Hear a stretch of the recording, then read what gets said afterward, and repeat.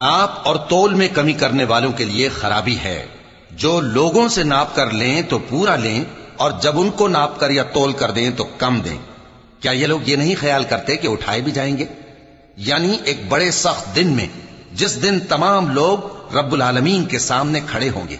سن رکھو کہ بدکاروں کے اعمال نامے سجین میں ہوں گے، اور تم کیا جانتے ہو کہ سجین کیا چیز ہے؟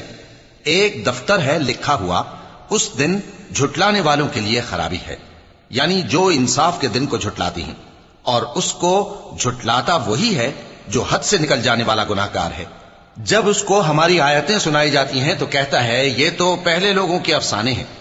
ہرگز نہیں، بات یہ ہے کہ یہ جو اعمال بد کرتے ہیں ان کا ان کے دلوں پر زنگ بیٹھ گیا ہے۔